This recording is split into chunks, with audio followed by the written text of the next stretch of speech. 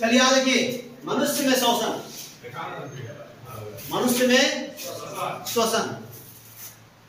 अब देखिएगा यहाँ कि आपके सामने एक डायग्राम है, डायग्राम में लैरिंक्स है, ट्रैकिया है, ब्रोंकाई है ना। बायां फेफड़ा, दायां फेफड़ा, नीचे डायफ्राम लगा हुआ है, याद रखिएगा। डायफ्राम अप डाउन करने वाला, इसका सेम फिगर जो ऐसा ही है कि अप डाउन करेगा, है ना। उसके बाद प्ल्यूरा है, इसको कहते हैं एल्वियोली है। अब देखिएगा इसके आगे हम बढ़ते हैं, ठीक। ये जो चीज है, ये जो लैरिंक्स है, कहाँ है वो, कहाँ है, देखिए। और साउंड जो उत्पन्न कर रहा है, जो साउंड बॉक्स का नाम सुने आप लोग? चलो भैया डीजे बजा ले, वो छोड़ दीजिए। हमारे अंदर भी साउंड बॉक्स है, नहीं है? वो आ रहा है कहाँ साउंड, कहीं से कैसे आ रहा है। और यह साउंड बॉक्स जिसका चौक कर जाता है, क्या करता है वो? चलिए आगे देखिएगा, लैरिंक्स को ध्वनि उत्पादन, लैरिंक्स को किसको बाबू, लैरिंक्स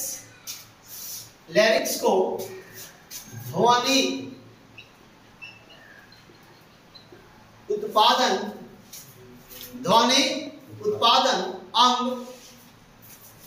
उत्पादन अंग या साउंड बॉक्स भी कहा जाता है, या साउंड बॉक्स भी कहा जाता है, या साउंड बॉक्स भी कहा जाता है। क्लियर? अगला पॉइंट, ट्रैकिया को देखिएगा, हवा की नली, क्या हो, हवा की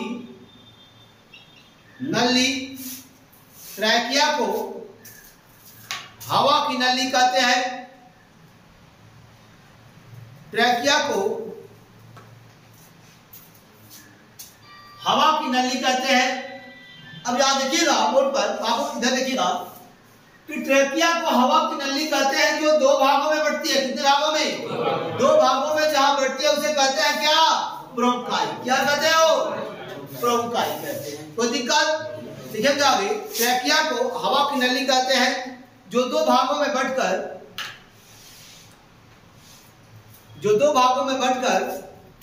दोनों फेफड़ों में, जो दो भागों में बढ़कर दोनों फेफड़ों में, कहा, दोनों फेफड़ों में प्रवेश करती है, दोनों फेफड़ों में प्रवेश करती है, जिसे ब्रोंकाई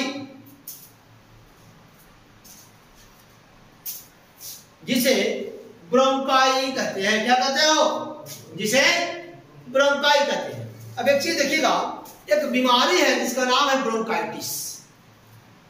क्या नाम है वो? एक बीमारी है जिसका नाम है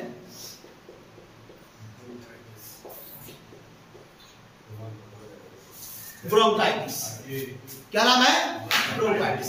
अब होता क्या है कि ब्रोंकाई में हो जाता है आपको एलर्जी। क्या होता है वो? एलर्जी होता है। और जब एलर्जी होता है ब्रोंकाई में, तो देखिएगा इससे जो बीमारी होती है उस बीमारी का नाम है ब्रोंकाइटिस। क्या नाम है? ब्रोंकाइटिस। आगे लिखिएगा अगला पॉइंट, ब्रोंकाई में एलर्जी हो जाने से, ब्रोंकाई में एलर्जी हो जाने से, ब्रोंकाई में एलर्जी हो जाने से ब्रोंकाइटिस नामक बीमारी, ब्रोंकाइटिस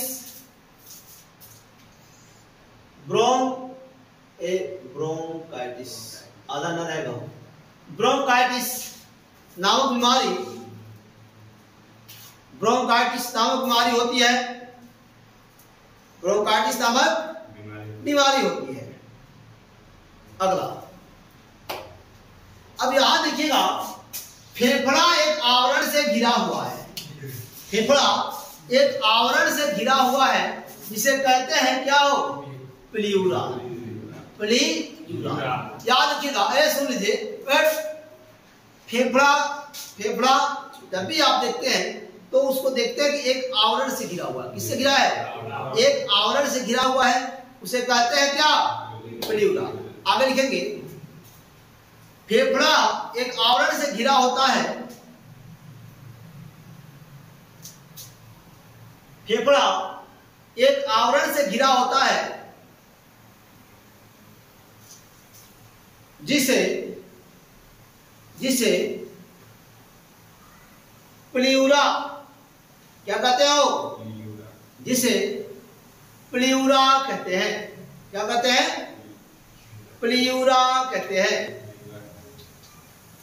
हो गया। अब लिखिएगा एल्वियोली। एल्वियोली लिखेंगे, एल्वियोली अगला पॉइंट, एल्वियोली एल्वियोली एल्वियोली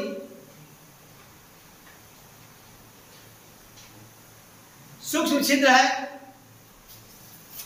सूक्ष्म छिद्र है, देख लीजिए, एल्वियोली सूक्ष्म छिद्र है। सूक्ष्म छिद्र है जिसे फेफड़े की इकाई भी कहते हैं। जिसे फेफड़े की इकाई भी कहते हैं। फेफड़े की इकाई भी कहते हैं। इसके द्वारा गैसों का इसके द्वारा गैसों का इसके द्वारा गैसों का विनिमय इसके द्वारा गैसों का विनिमय रक्त के साथ, किसके साथ, रक्त के साथ होता है। इसके द्वारा गैसों का विनिमय रक्त के साथ होता है। क्लियर। अगला पॉइंट। अब तो देखिए यहां से बाबू, एक देखिए लैरिंक्स हो गया, ट्रैकिया हो गया, ब्रोंकाई हो गया, इससे होने वाले रोग ब्रोंकाइटिस हो गया। ब्रोंकाई में होता है एलर्जी, तब होता है ब्रोंकाइटिस। इसके बाद प्लीउरा हो गया, फेफड़ा जिस आवरण से घिरा होता है उसे क्या कहते हो, प्लीउरा। उसके बाद जो फेफड़े के अंदर एक सूक्ष्म छिद्र होता है उसे क्या कहते हैं, एल्वियोली। इसे फेफड़े के अंग भी कहा जाता है। अब इसके पश्चात एक बचता है हमारा डायफ्राम।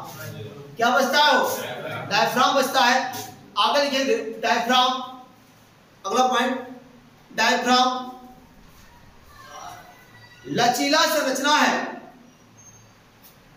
डायफ्राम लचीला संरचना है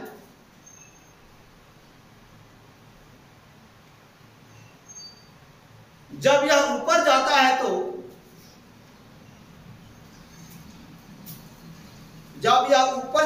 तो फेफड़े में वायु दाब बढ़ जाती है। जब यह ऊपर जाता है तो फेफड़े में वायु दाब बढ़ जाती है।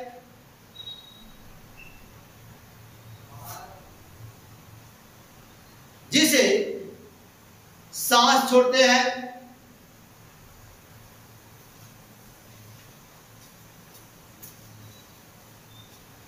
जिसे सांस छोड़ते हैं तथा जब यह नीचे आता है तो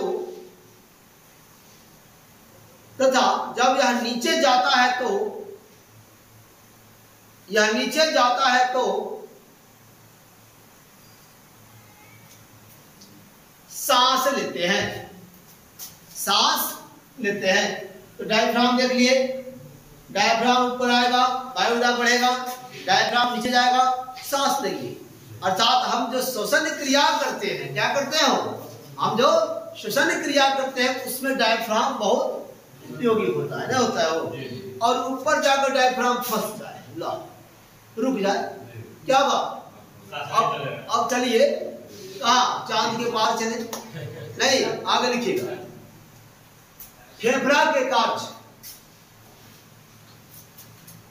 फेफड़ा के कार्य, हेडिंग बनाइएगा, फेफड़ा के कार्य।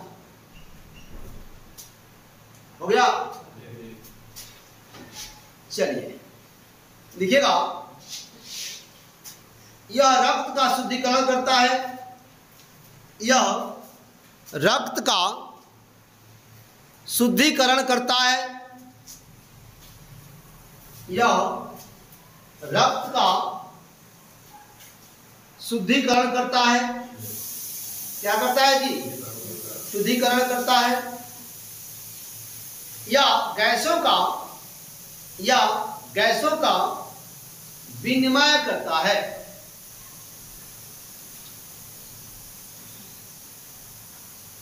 या गैसों का विनिमय करता है। हो गया। अगला पॉइंट, सांस लेने और छोड़ने की क्रिया को, सांस लेने और छोड़ने की क्रिया को ब्रेथिंग क्या कहते हो? सांस लेने और छोड़ने की क्रिया को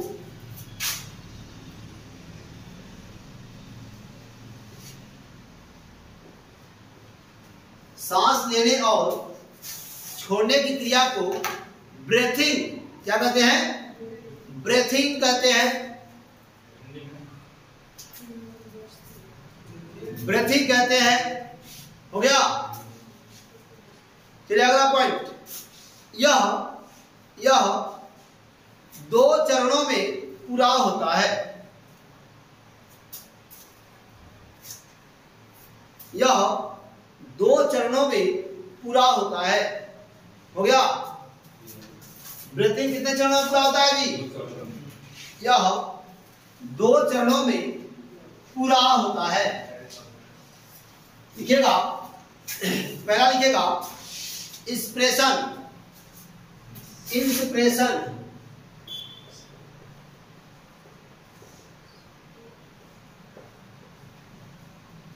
इंस्पिरेशन। हो गया। इसमें लिखिएगा इसका सांस लेना, सांस लेना। क्या होगा जी? सांस लेना। इंस्पिरेशन, सांस लेना। आगे लिखेंगे इसमें O2 21%, O2 कितना परसेंट? 21%। CO2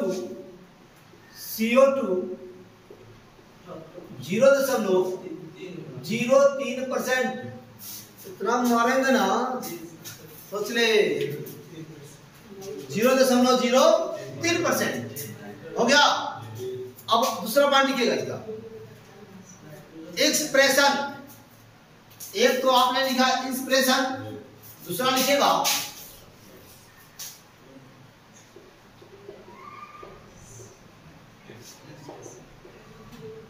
expression.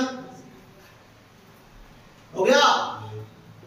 चलिए, इसमें भी 2 प्रकार के होते हैं। और इसमें लिखिएगा सांस छोड़ना, हिंदी कर लीजिएगा इसका, सांस छोड़ना।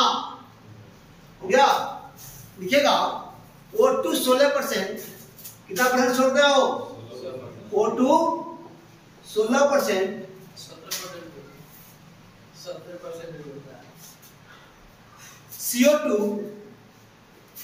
CO2 लिखिएगा 3.6%। 3.6%। हो गया।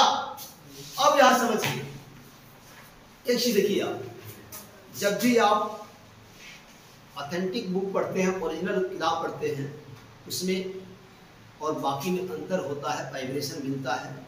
लेकिन इधर से जो मिलेगा वो तो शायद संजीवनी होगा उस पर्वत का, जिस पर्वत को भगवान हनुमान ने अपने बाजू पर टांग कर लाए थे। नहीं, जबरदस्ती उठा कर लाए थे, है कि नहीं?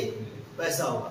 यहाँ देखिए, इंस्पिरेशन सांस लेना कितना परसेंट लेते हैं ऑक्सीजन, और CO2 अर्थात वायुमंडल में भी उतना ही होता है। कितना होता है वो? इतना ही होता है। और एक्सप्रेशन छोड़ना है तो 16% O2 छोड़ते हैं और CO2 3.6% छोड़ते हैं। याद रखिएगा। अगला पॉइंट, अब आपका जो 17% वाला हिसाब किताब है बाद में। सांस लेने और छोड़ने में लगा समय, सांस लेने और छोड़ने में लगा समय को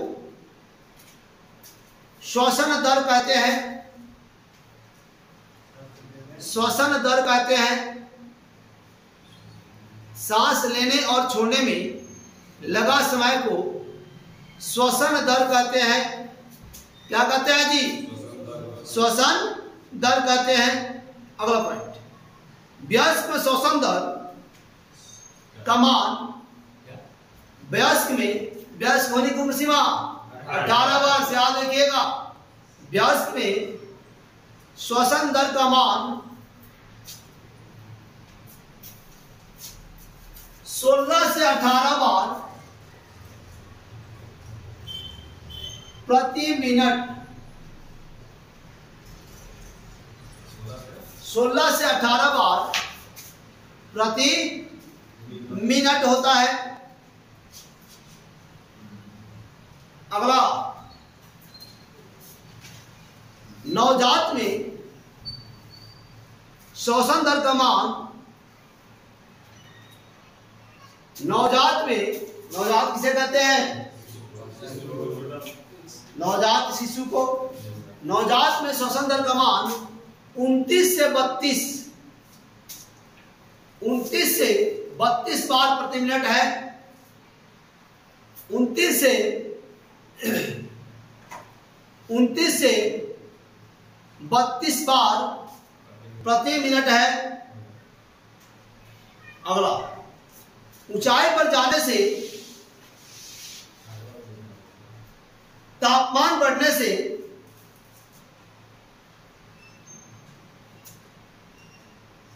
क्रोध, उत्तेजना,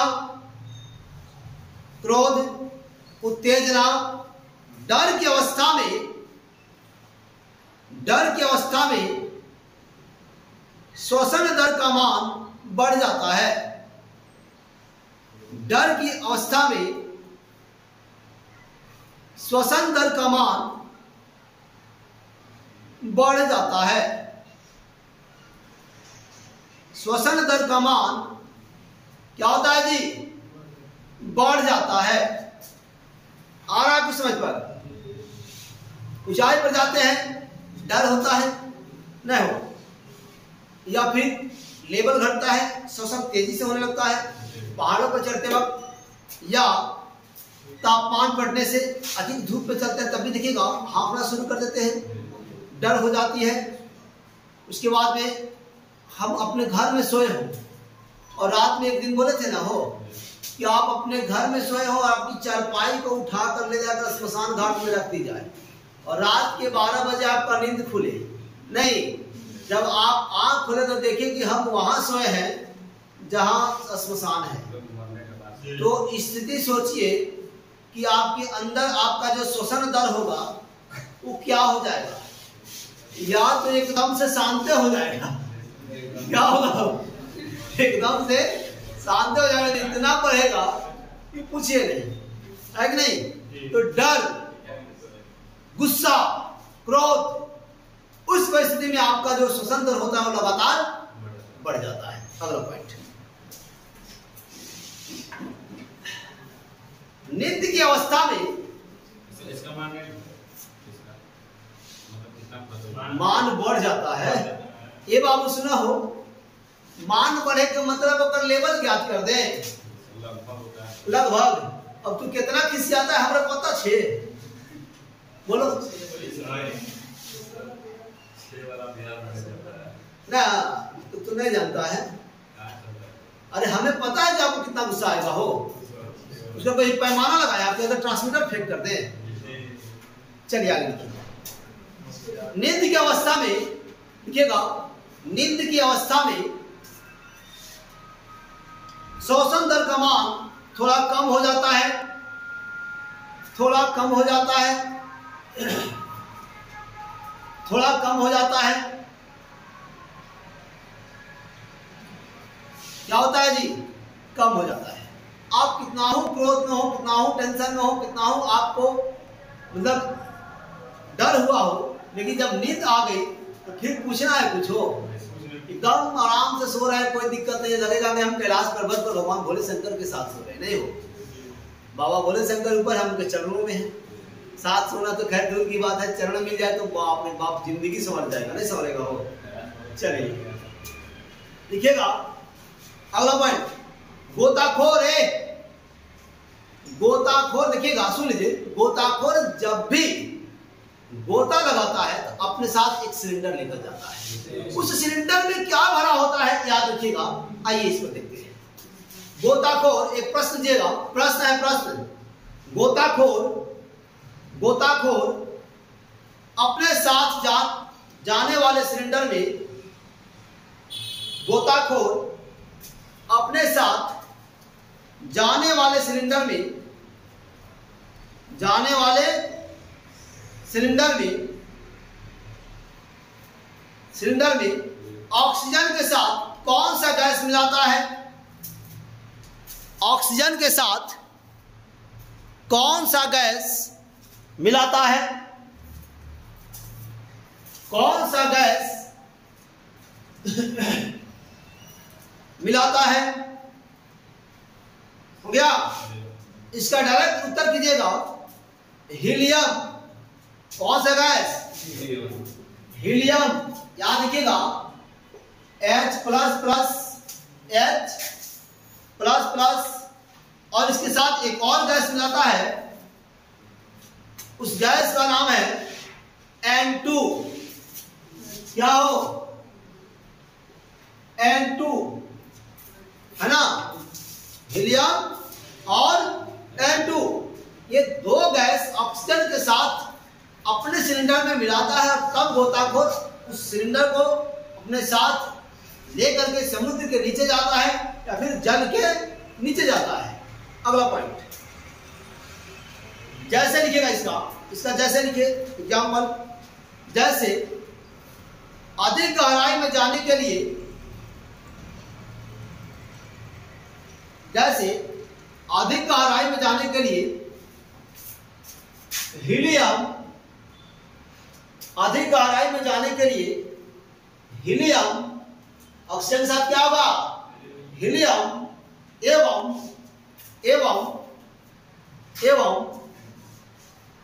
कम गहराई में जाने के लिए,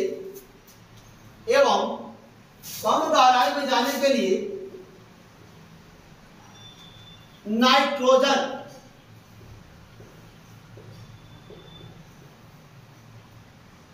कम गहराई में जाने के लिए नाइट्रोजन मिलाता है। क्या मिलाता है? वो नाइट्रोजन मिलाता है। गोताखोर अपने साथ जाने वाले सिलेंडर में दोनों का उपयोग करता है, लेकिन अधिक गहराई में जाएगा तो हीलियम, और कम गहराई में जाना हो तो नाइट्रोजन से काम चल सकता है। अगला पॉइंट, एक और चीज देखिएगा, अस्पताल में हम लोग पहुंचते हैं, कोरोना काल में तो बहुत पहुंचे ना हो, अरे हम लोग नहीं पहुंचे, युवा थे, इम्यूनिटी पावर तगड़ा था, लड़ने की क्षमता थी, हम बच गए, नहीं हो। एक बार तो सबको छुआ होगा कोरोना, ऐसा बात नहीं छुआ होगा, लेकिन छू के छोड़ दिया होगा, तो पता नहीं है, एक बार जरूर सिम्टम आया होगा उसका। याद कितना हो बचे होंगे आप, कोई बचने वाला नहीं था। ठीक, 8-8 दिन पर टेस्ट कराते थे, उसके बाद भी पॉजिटिव तो कभी नहीं बताया, लेकिन लगता था कि सिम्टम आ गया है, बुखार हो जाता था, लेकिन चेक कराते नेगेटिव पाया जाता था। नहीं लिखिए। अब देखिएगा, देखिए जैसे मरीज हॉस्पिटल पहुंचता है तो उसको कौन सा सिलेंडर दिया जाता है, नहीं हो, लिखना तो जरूरी है, क्योंकि ये हमारे परीक्षा से संबंधित भी है और हमारे जीवन से संबंधित है, दोनों प्रैक्टिकली भी है और एग्जाम के लिए भी है। लिखेंगे, प्रश्न लेंगे, अस्पताल में प्रयुक्त होने वाले सिलेंडर में, अस्पताल में प्रयुक्त होने वाले सिलेंडर में, अस्पताल में प्रयुक्त होने वाले सिलेंडर में ऑक्सीजन के साथ कौन सा गैस मिलाते हैं? ऑक्सीजन के साथ कौन सा गैस मिलाते हैं? कौन सा गैस मिलाते हैं? ऑक्सीजन के साथ कौन सा गैस मिलाते हैं? आंसर करेंगे हीलियम। क्या मिलाते हैं जी? हीलियम। हो गया। इसमें एक पॉइंट लिखेंगे आगे, अधिक दाब पर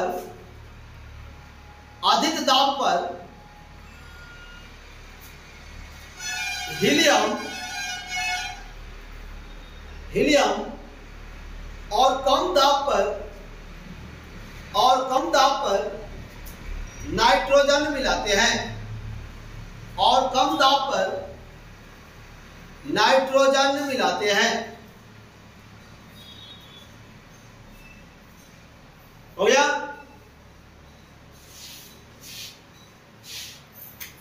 अगला पॉइंट, यदि शुद्ध ऑक्सीजन, क्या कह रहा है वो? रेल का क्या बोला है? वो बगल वाला, बगले वाला बहुत बोला है। चल क्या लिखिए, यदि शुद्ध ऑक्सीजन अधिक दाब पर सांस के द्वारा, यदि शुद्ध ऑक्सीजन अधिक दाब पर सांस के द्वारा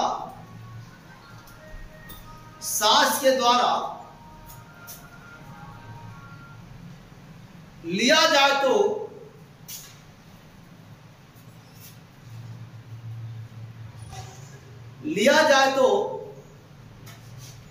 यह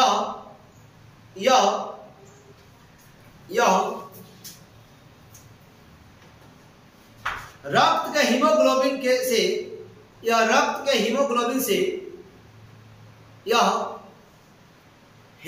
से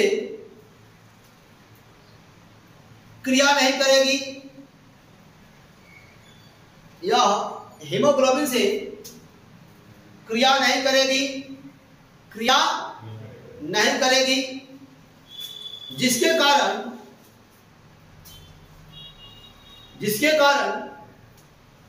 दम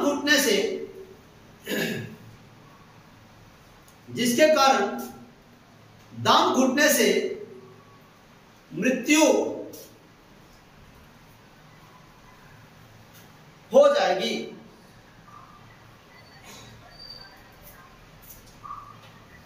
जिसे ऑक्सीजन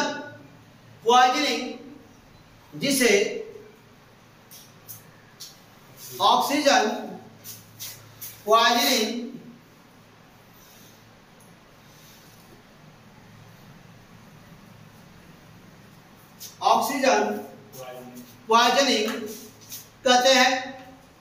क्या कहते हो? ऑक्सीजन पॉइजनिंग कहते हैं। अगला पॉइंट लिखेंगे CO, कार्बन मोनोऑक्साइड। अगला पॉइंट रहेगा carbon monoxide, poisoning. Carbon monoxide CO poisoning मतलब कार्बन मोनोऑक्साइड पॉइजनिंग। हो गया। चले कंटिन्यू करें। यह गैस हवा से भारी और जहरीली होती है। यह गैस हवा से भारी और जहरीली होती है।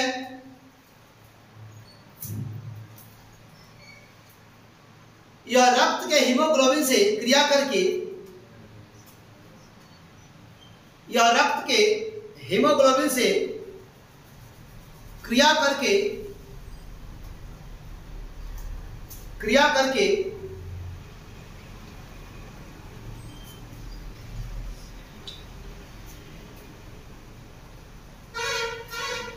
कार्बोक्सी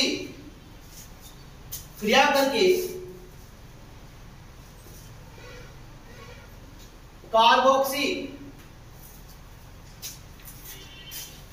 करके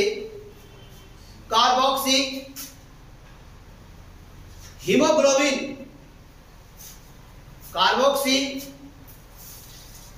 हीमोग्लोबिन क्या हो, कार्बोक्सी हीमोग्लोबिन नामक यौगिक बनाता है,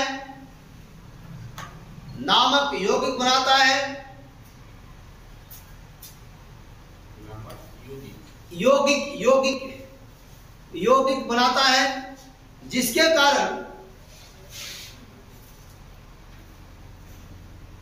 कारण दम घुटने से मृत्यु हो जाती है, जिसके कारण दम घुटने से मृत्यु हो जाती है। हो गया। अगला पॉइंट CO, फिर CO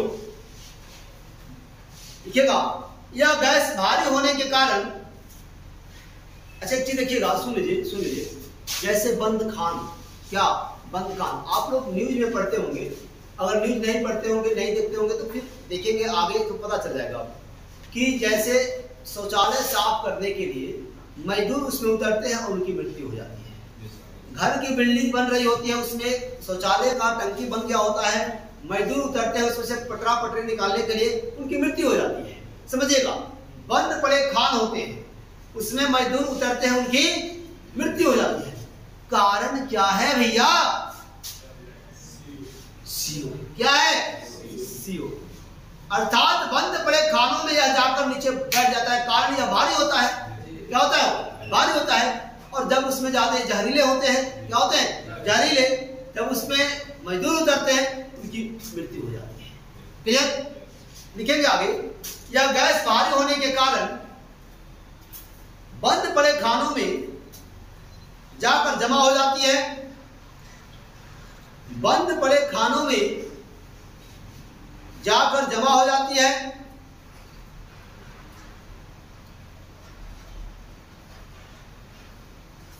जमा हो जाती है। ऐसे जगह अचानक